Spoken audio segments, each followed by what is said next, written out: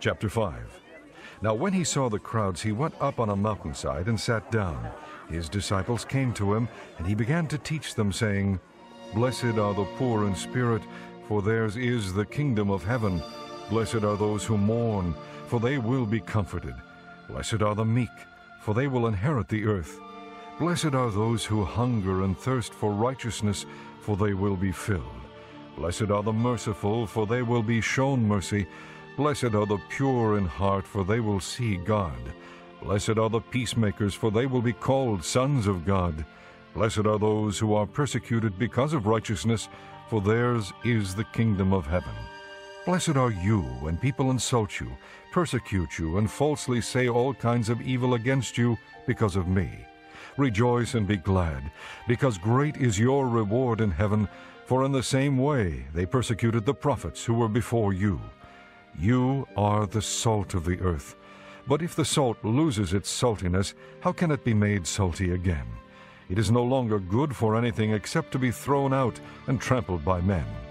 You are the light of the world.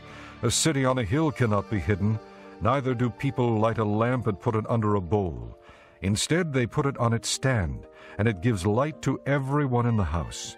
In the same way, let your light shine before men, that they may see your good deeds and praise your Father in heaven. Do not think that I have come to abolish the law or the prophets. I have not come to abolish them, but to fulfill them. I tell you the truth. Until heaven and earth disappear, not the smallest letter, not the least stroke of a pen will by any means disappear from the law until everything is accomplished. Anyone who breaks one of the least of these commandments and teaches others to do the same will be called least in the kingdom of heaven.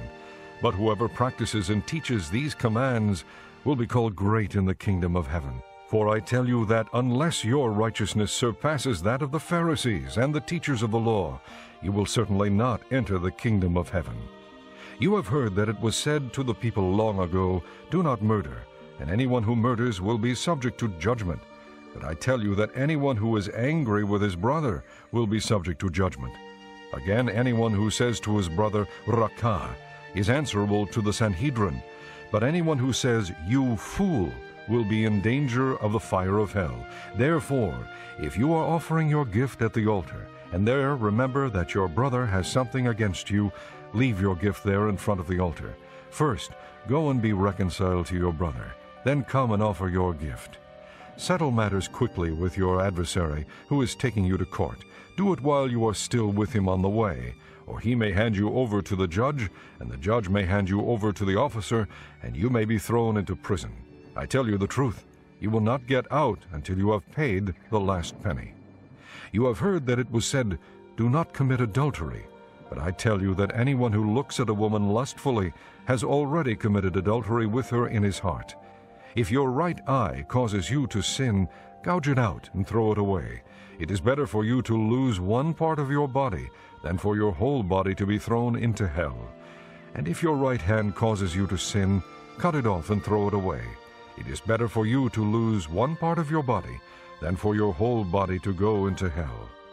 It has been said, Anyone who divorces his wife must give her a certificate of divorce.